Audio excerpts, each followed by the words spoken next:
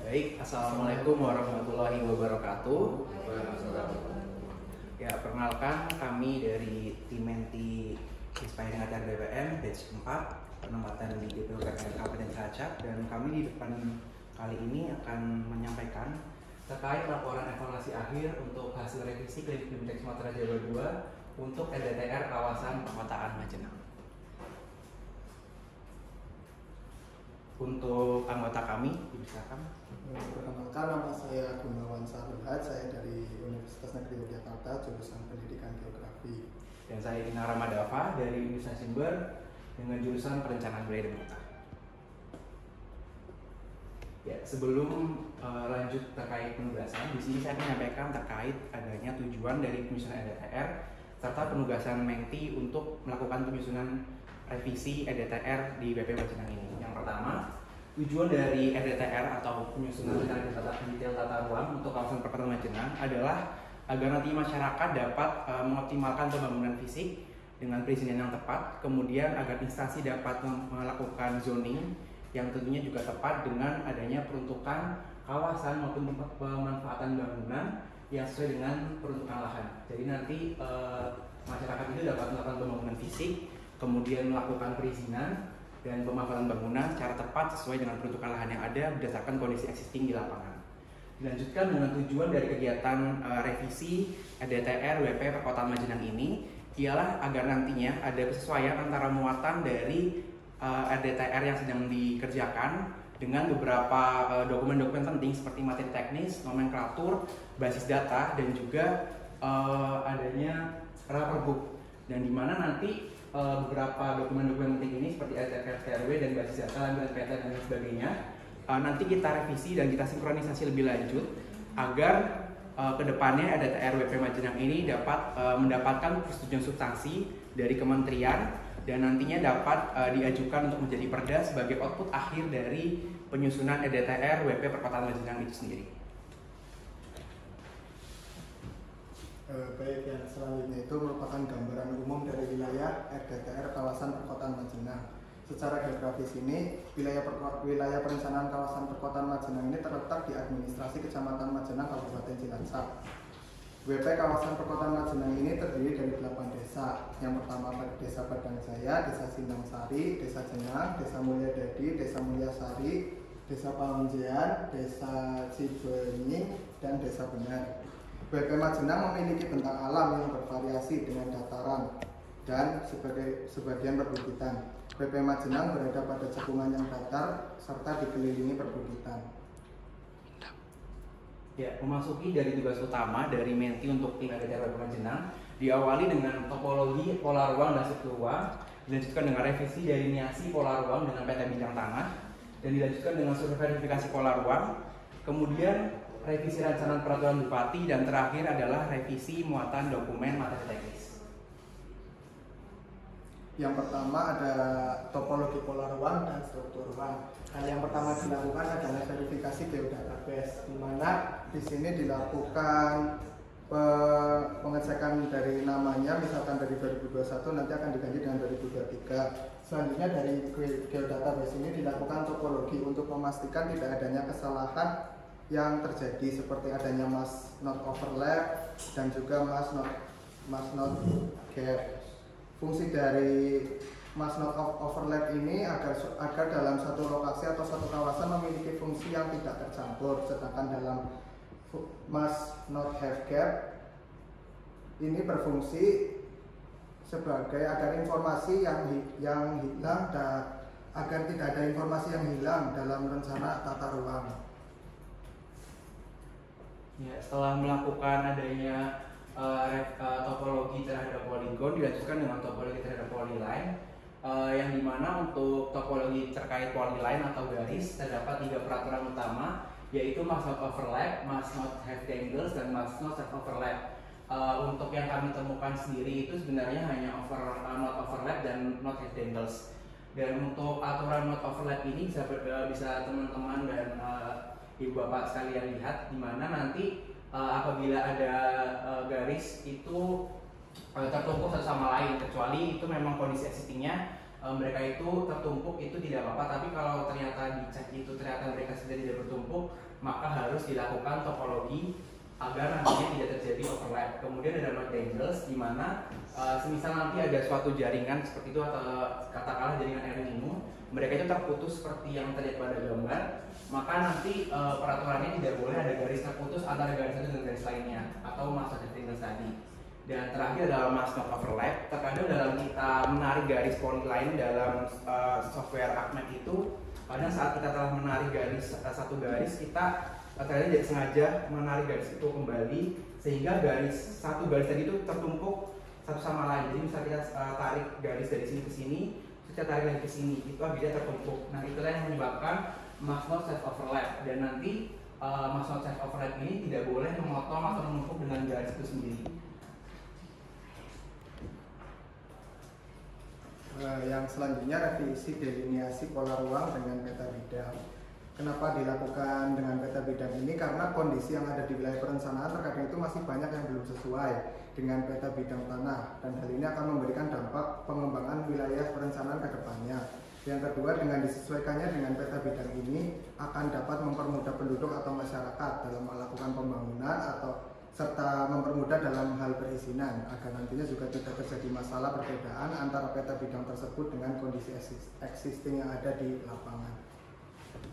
Ya, kita hanya ambil satu contoh saja di mana bisa kita lihat sebelum ini adalah ini memang mungkin kurang kontras, tapi di area sini itu kita sudah mengoverlay dengan pola ruang RT/RW, dan di sini adalah pola ruang RDTR. Jadi garis biru ini adalah pola ruang RDTR yang sedang kita revisi. Kemudian ada kotakan kecil di sini, itu merupakan persil bidang tanah. Dan seperti yang dapat terlihat pada gambar, kondisi sebelumnya ialah untuk tanaman pangan yang merupakan pola ruang RDTR ini yang biru, ini memasuki ke area kuning atau permukiman penduduk, permukiman kepadatan rendah. Dan karena di sini kita melihat ada peta bidang, maka alangkah lebih baik disesuaikan dengan peta bidang yang ada.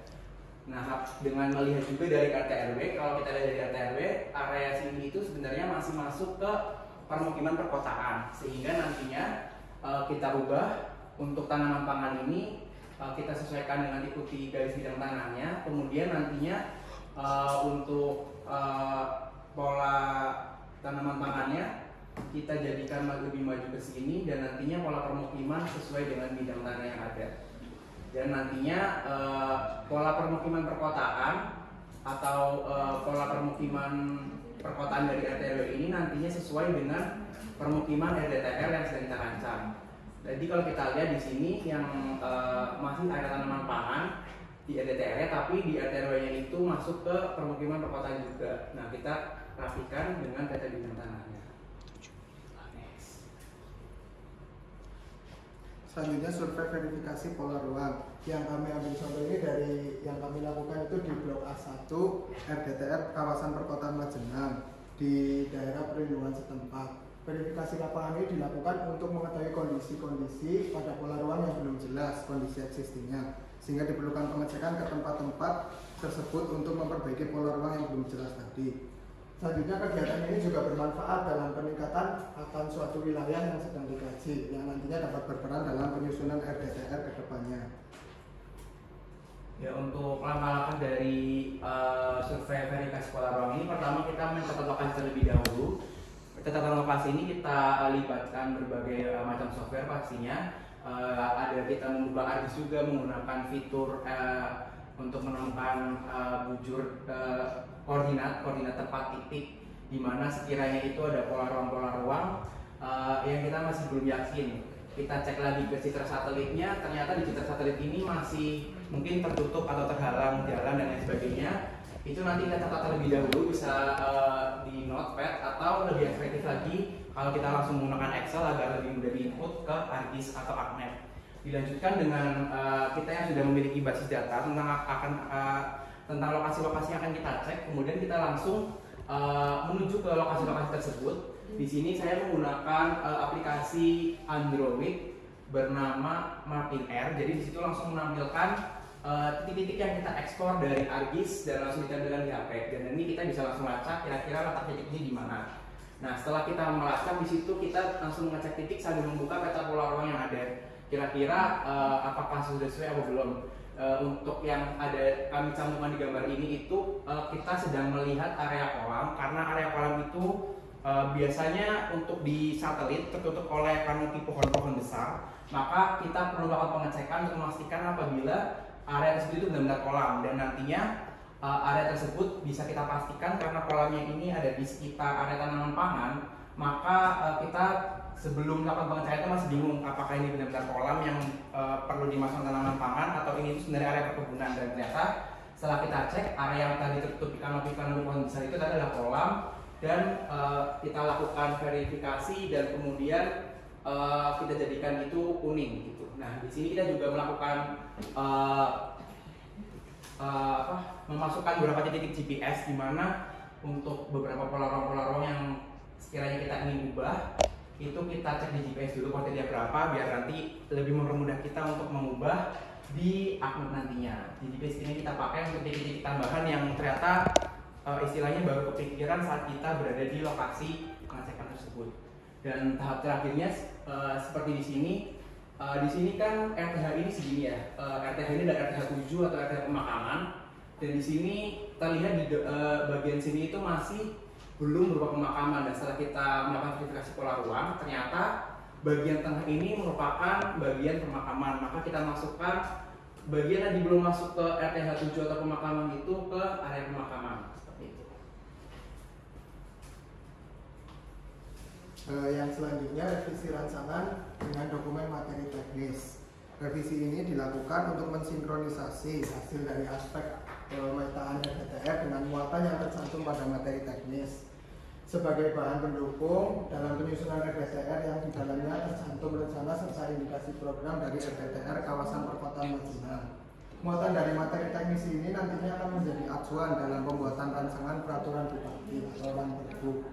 Dalam pengerjaannya kita di sini dari materi teknis diajukan pada file map package yang sudah dilakukan revisi, lalu diedit dan direvisi di bagian ini, bagian pembagian luasan wilayah pada perencanaan wilayah Majenang. Ya, hampir sama seperti tadi, kita juga melakukan revisi pada rancangan peraturan bupati.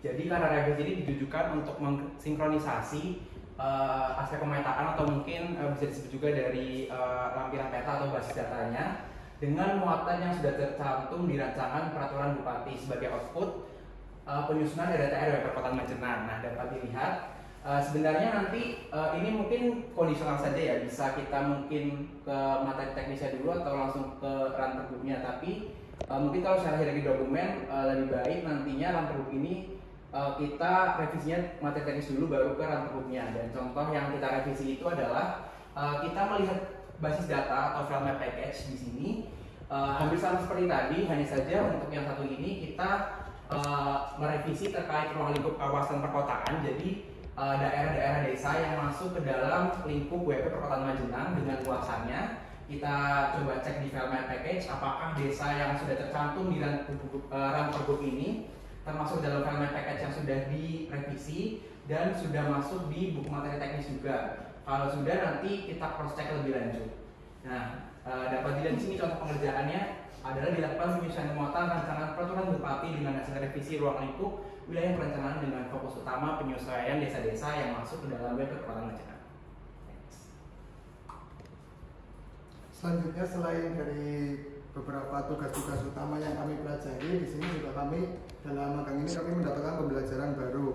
Yang pertama, kita mengetahui penggunaan fitur-fitur yang jarang digunakan sebelumnya pada software ArcGIS. Yang kedua, kita mengetahui mekanisme dari perizinan berupa ITR serta KKPR sebagai salah satu alasan dalam disusunnya RDTR yang terintegrasi dengan OSS. Yang ketiga, kita mempelajari penggunaan alat-alat untuk kebutuhan survei seperti GPS, drone dan drone yang nantinya akan berperan penting dalam kegiatan pemetaan. Dan terakhir, kita lebih mengenal etika dan suasana dalam lingkungan kerja sebagai bekal menuju ke jenjang karir serta mempelajari isu strategis pembangunan secara langsung dari pihak pelaksana. Ya, demikian presentasi dari tim penyusunan RDTR WP Perkotaan Majenang. Kurang lebihnya mohon maaf. Terima kasih dan wassalamualaikum warahmatullahi wabarakatuh.